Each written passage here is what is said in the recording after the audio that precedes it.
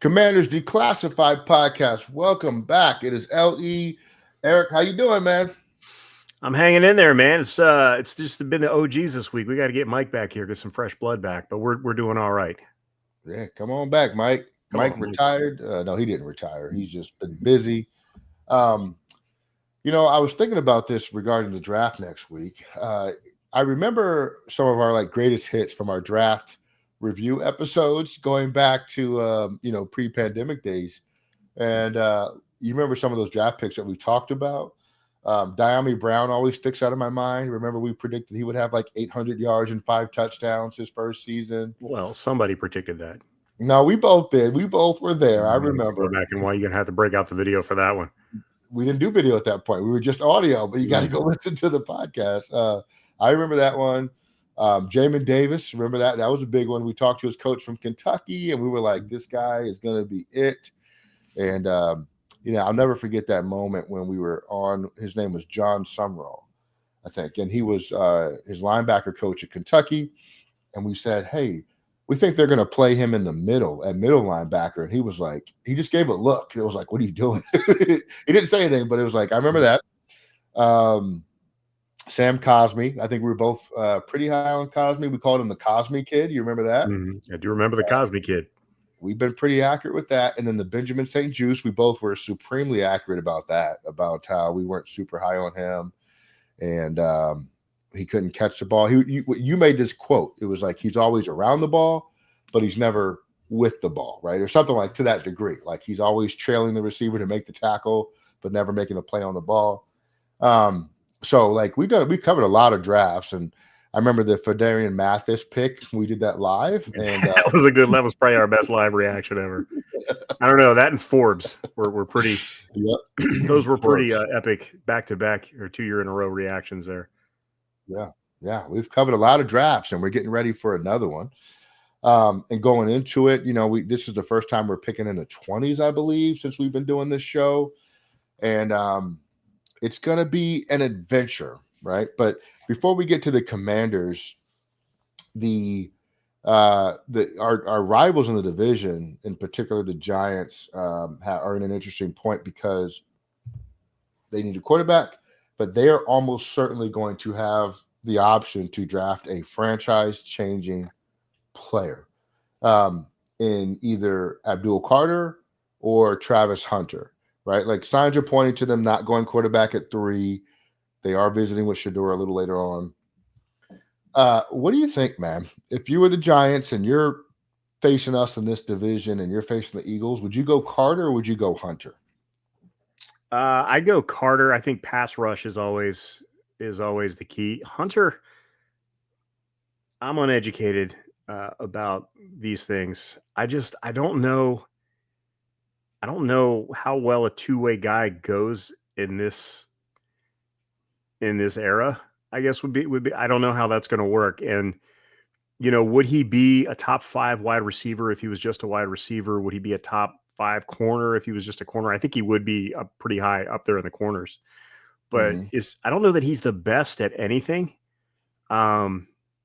But he's good at, everything. I don't know. He scares me a little bit. Somebody's going to draft him, I'm sure. If he goes to the right situation, he's going to be fine. I would hope for his sake. I don't know. I mean, if I were coaching him, I would play him at corner with reps at wide receiver, but I would not make him a two-way starter by any stretch of the imagination. I would pick a position, develop him, and then let him have reps elsewhere. I would put him on defense personally. But again, I'm not super educated. Maybe he'll prove me wrong and be amazing at both. We'll see. But if I'm picking between the two, I'm taking Abdul Carter. I mean, I would take Abdul Carter number 1 overall personally because I think he's just the best player in the draft. But also, it's the Titans and they have Will Levis, so they're going to have to take Cam Ward, and hopefully he'll do well. I think Hunter, I've heard a lot of people say, a lot of evaluators of talent say that he is the best receiver in this draft class too, which is insane. Yeah, I've heard a lot of that.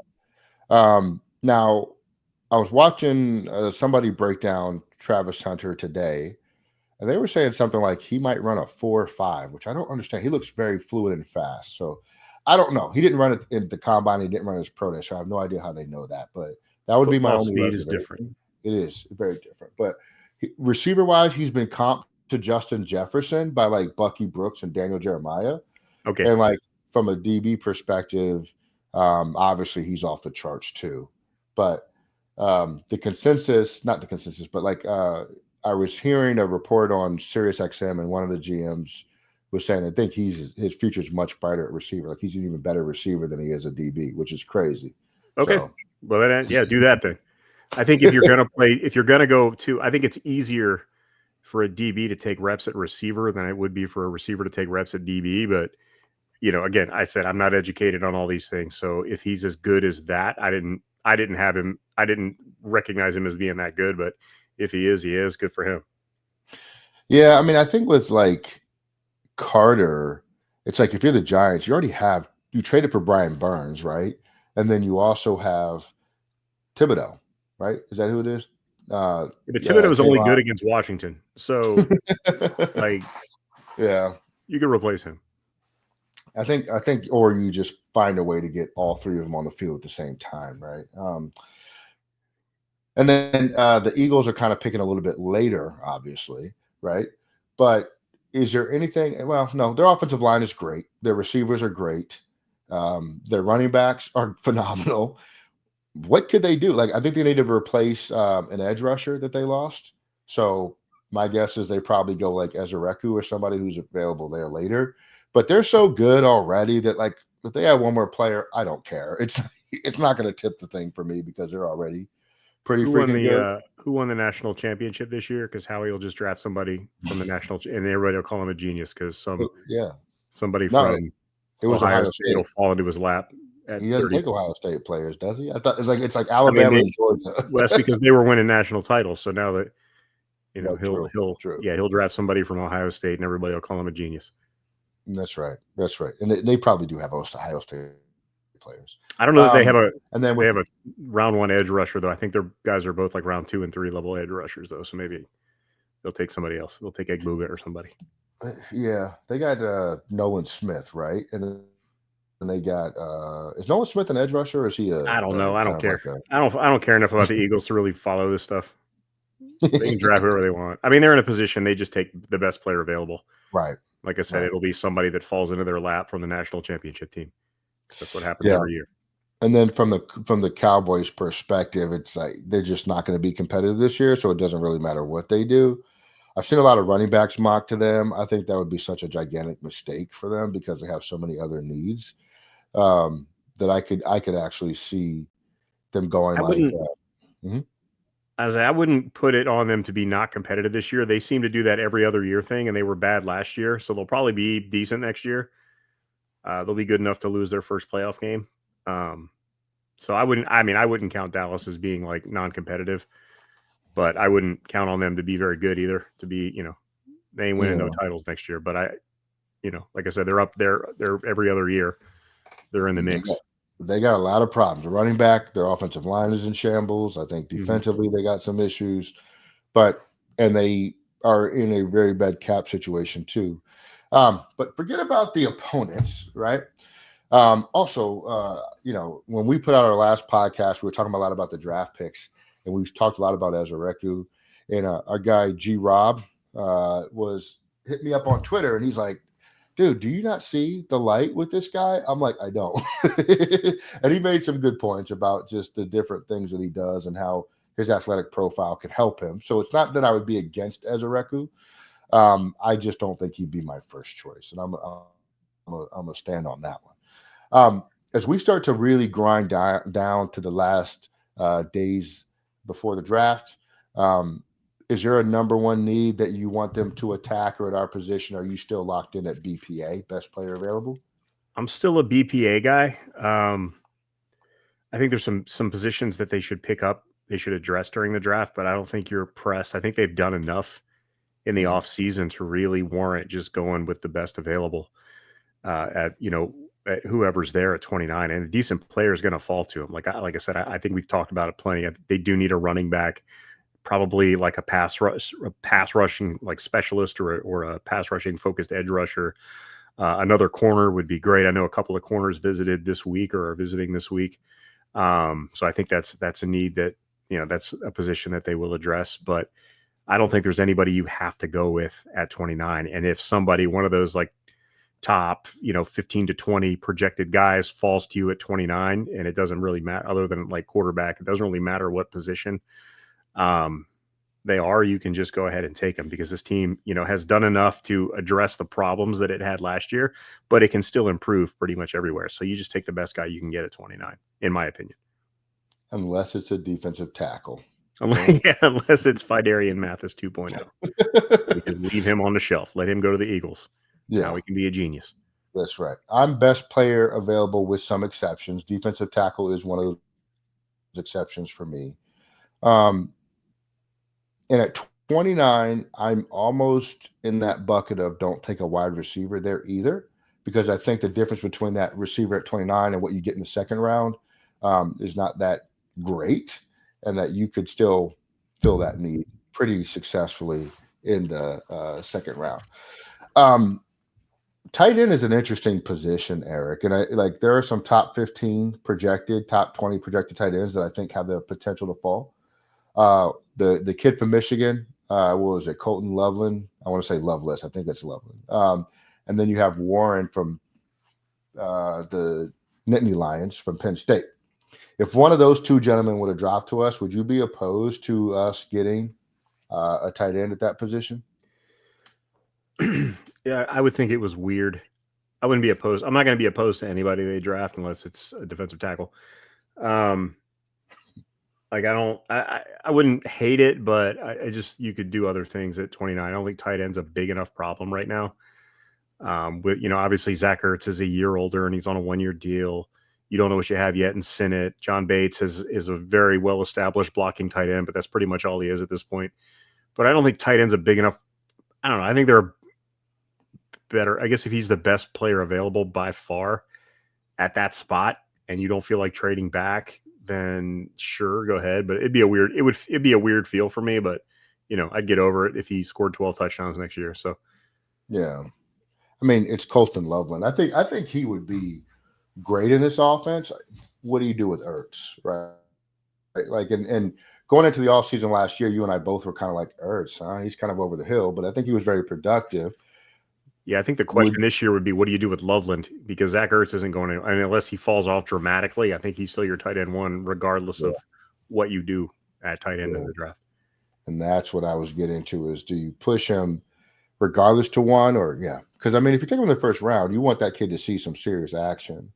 And then I think it's probably a little bit of a eyebrow raiser in terms of what your long-term prospects are for Sinnott. And not that Sinnott won't be a piece, but, he might be more of your second and third tight end for his career, which then, you got questions about why you took him so early last year.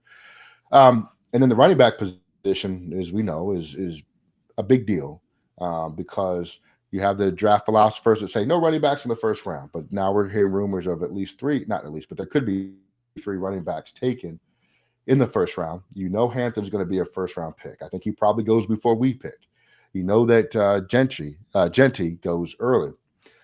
Any of those other running backs that are out there, including the Ohio State backs, that you'd be okay with?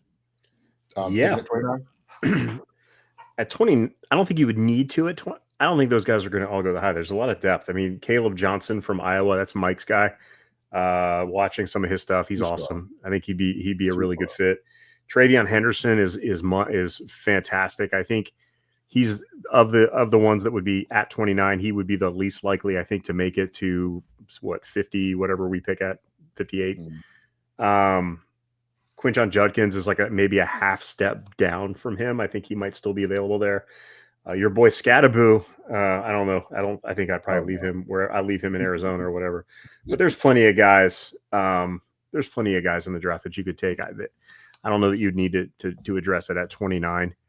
Like I said, unless Hampton's there and you really like him, go ahead and take him there. But I don't know. I don't know that I'd go with one of those other guys because there's comparable players that are going to be available in round 2 and 3, in my opinion. Yeah. Johnson just is not a quick enough running back for me to separate what you're getting from B-Rob. All right, I want you to put a couple of different hats on in this order. Give me, if Eric was a GM, who would Eric take? Who do you think that is most widely wanted by the fan base? And then who do you think Adam Peters legitimately takes at 29? So being good is hard because you just don't know who's going to be there at 29. But just going through like the draft rankings, um, I would have a really hard time passing up Josh Simmons. He's got ESPN has him at number 30. I would have a really hard time. He's the tackle from Ohio State. I'd have a really hard time passing him up if he's sitting there. You've got Travion. They have at 31. We already talked about him. I think he's going to be really good. I mean, again, I don't know that I would take him that high because Judkins is like 1A as far as like how good they are. It's 1 and 1A, and he's probably going to be there a little bit later. Emeka Egbuka, another Ohio State guy. We'll take all the Ohio State guys. So Howie can't be a genius. They've got him at 34. That's not a bad, in my opinion, pick. Connerly from Oregon, the offensive tackle. Any of those guys. So, in my opinion, I think they're leading offensive tackle or wide receiver. Long story short, I think that's those. Based on the rankings that I'm seeing, those guys kind of look the same. Azrae Thomas, they've got him a lot higher than other draft boards do. From Florida State, the corner. He's like a 1-year starter, but super athletic, big, strong. Long. So yeah, if they like him, that's certainly an option. And he's going to be a big RAS guy. And I know Adam Peters loves those RAS scores. He's going to be one of those like 9.7, 9.8 RAS guys probably with all his with his quickness and short area burst and all that nonsense that they measure. Adam Peters, look at the draft last year. All those guys were like 9.6, 9.7 RAS guys. He loves those guys. So I can see, Azrae Thomas being a guy that they would take as well. So if I'm taking, I'm taking Josh Simmons probably first overall. Then you've got flexibility with him and Coleman. You could move one of them to guard if you have to. And you've got a really solid offensive line going in the next year. If I'm Adam Peters, I'm looking at, I'm looking at either Egbuka or Azrae. If I'm Adam Peters, one of those guys, based on, based on rankings and what looks like it would be available at that point. Those are the guys I'd be looking at. Yeah, I think for me, if I'm making the pick and this is what I want to happen and I'm making an educated choice, you guys have talked me into Josh Simmons a lot. He wasn't even on my radar of things I was thinking about, but I have such a hard time passing on the safety from South Carolina, and maybe because he gives me Sean Taylor vibes, but Eamon Mori, dude, that guy, I want that guy on our team. I think he really helps us in our secondary. I think Adam Peters could go a number of different ways. You called it out. What I think we ultimately do, I think we take a cornerback. And I was thinking edge rusher, but I can't escape this thought, Eric, that they just brought in the guys that they wanted to do edge rusher by committee, right? They wanted to play that edge position by committee, and that's what their plan is. And so I think between Jahadi Barron and Will from, what's the guy's last name? From Michigan, right? You're going to have a choice. Is it Will Johnson? I'll find his name. But you're going to have a choice between some pretty good cornerbacks because one of those two should slip with the quarterbacks, the edge rushers, and such that are there. Now I want to see what his last name is because it's really bothering me. I think it's Will Johnson. It's Will. I'll find it. Yeah, it's Will Johnson. One of those two cornerbacks are going to be there. Cornerback is still not a solved problem. We lost BSJ. Not that was a major loss, but I still think we need another starter there. So I think it'll be one of those two players, Jahadi Barron or Will Johnson. And then I think the one thing that might trump that is if Jahad Campbell slips from Alabama, right? The edge rusher, linebacker person, right? Like he's very flexible with what he can do. I think he's currently projected to go in the top 20, if I'm not mistaken. But Jahad Campbell, He is an Adam Peters guy if I've ever seen an Adam Peters guy in this world. So if he's there at 29, I think they take him. If he's not there, I think it's one of those two corners, Will Johnson or Jahadi Barron. So, and the player I absolutely don't want us to take at 29 is, Cam Scatterbo. No, he's not even consideration. I don't like Scatterbo at all. I was just looking at this guy. Well, a D tackle, obviously, but they're like Michael Williams from Georgia keeps getting mocked to us. And I think he has some good traits, but I'm out on developmental projects like that. And I know that sounds kind of weird because he's such a super talent, but I think there's a lot of adjusting that he needs to do when he gets to the NFL, at least from what I've heard from listening to evaluators. Not my opinion. It's what evaluators have said. So I'm kind of ghost on that one. Yeah, so they had Maxwell Hairston from Kentucky and Trey Amos from Ole Miss. That's who they hosted this week, or they're bringing in. Those are both corners that are in that late 20s, early 30s range. So I guess those are guys to keep an eye on. Trey Amos is the magic number 6'1". All the great corners in the NFL are 6'1". That's Trey. So, something to think of as well. But yeah. Maxwell Hairston bothers me a little bit. I forget what it is about his game that I don't love. I know he's a playmaker. He's 6'1", 185, so he's bigger than a guy Forbes was. There was something when we went over his scouting reports that I just was like, was it the 4.28 40? Because I don't know. I'm pretty cool with a 4.28 40. I was cool with that, and I'll be fine if they take him. But not my first choice, but nonetheless, okay. So, do you think how likely is it that they trade out of this pick, in your opinion? 40%. I think they make a pick at 29. Unless like the picks really fall in their favor, like before them, if things really fall into place and they've got plenty of guys that they know they can get if they go back to wherever they trade back to. And somebody wants to trade up to pick one of the other players. But I don't know. I think I see them. I know Mike was like all in on them trading back. I think it's a better chance they stay at 29 and make a pick there, because there's going to be a lot of good players available there.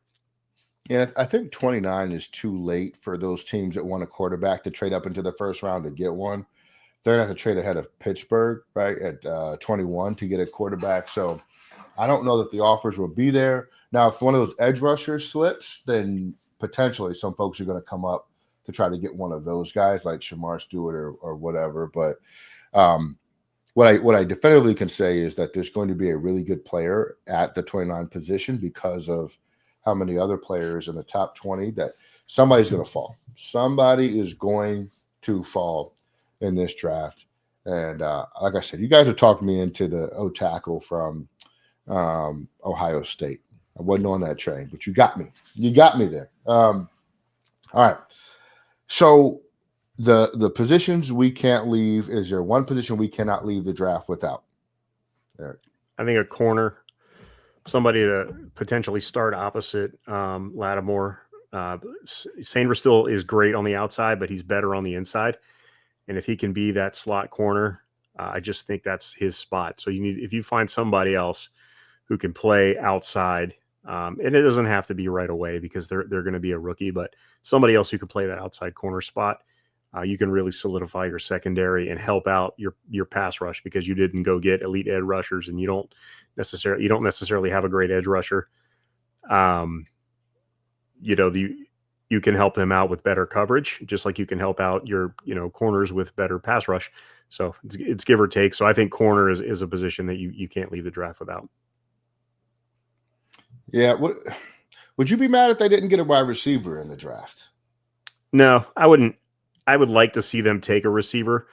I think they will in those mid rounds. If they may move around a little bit and grab a receiver, but I wouldn't, it wouldn't be miserable. I think they've done enough to address the receiver position with Gallup and Debo that, the Gallup signing for me helped out a lot. Like, I think he can be that, because you've seen it throughout his career as he's been that 50 catch, 500 yard guy, 40 catch, 500 yard guy, which is great for that, for that spot between him and Debo.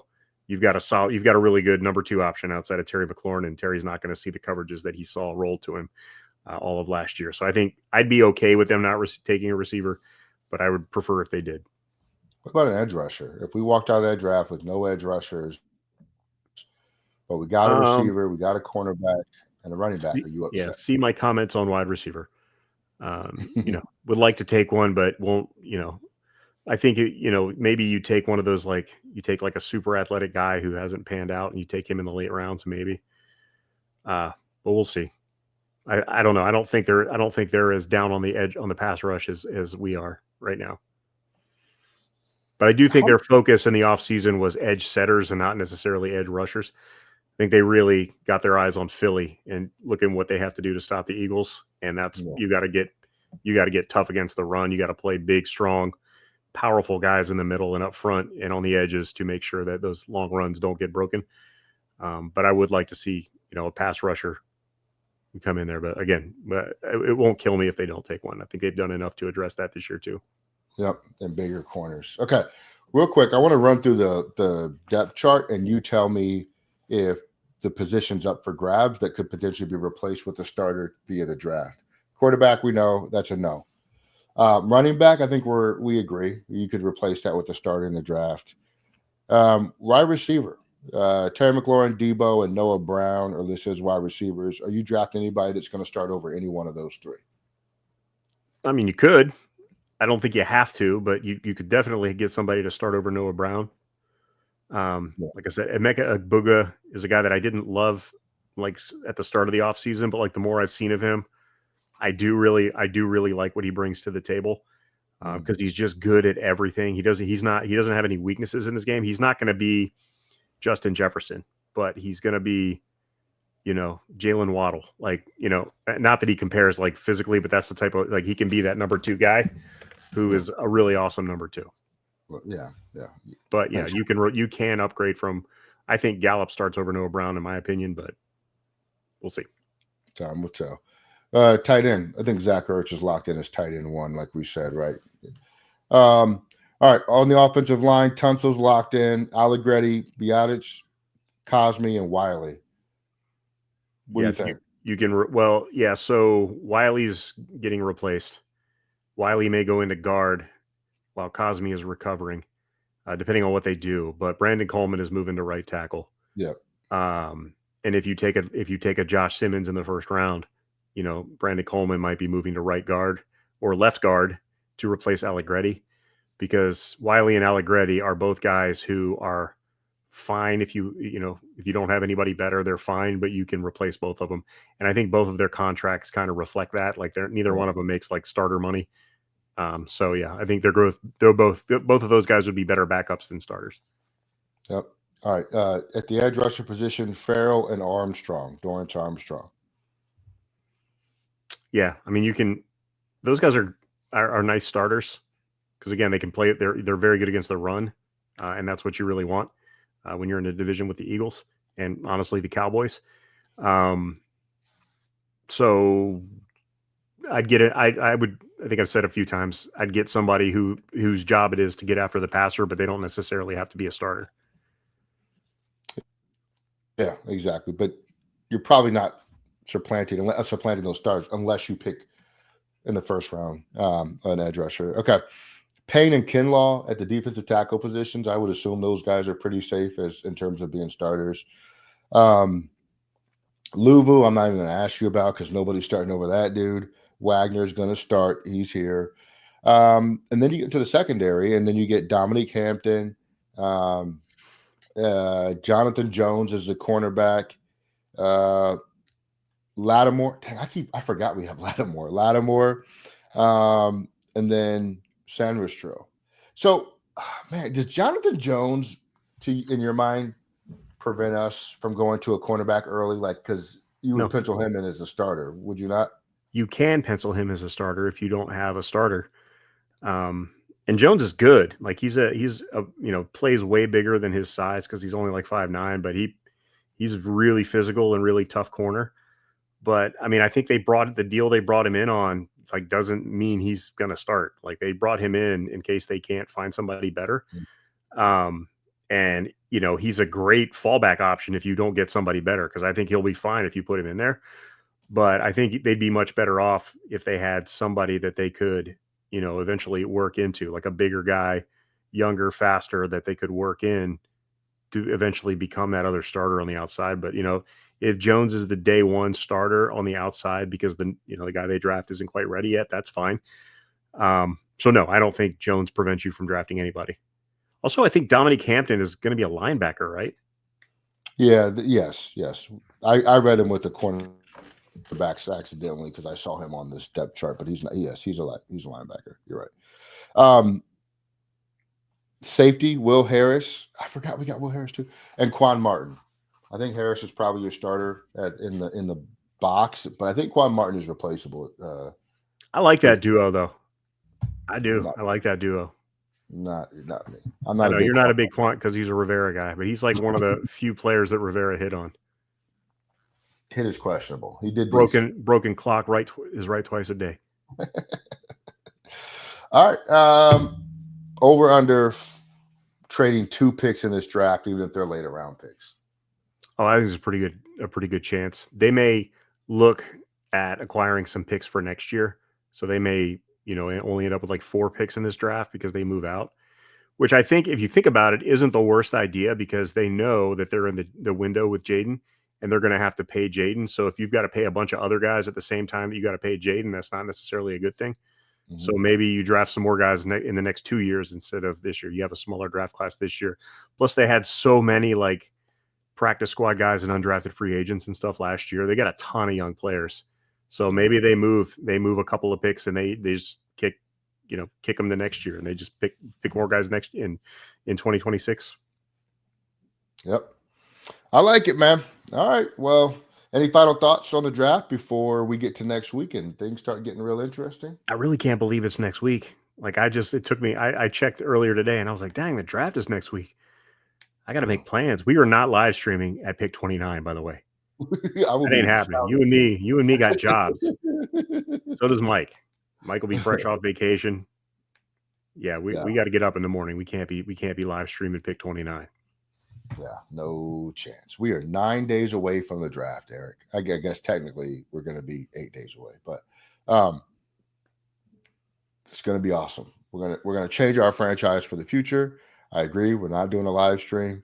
It's too late. If we were picking 3, I got you. 29, yeah. and then we do a live stream and then they trade the pick. I would be so pissed. Yeah. But anyway, we're ready for the draft. Hit the comments. Tell us what you want them to do in the draft and what you think they will do, because oftentimes those are 2 very different things. Commanders Declassified Nation, we appreciate you riding with us. We will talk to you just ahead of the draft next week. We are out of here. Peace.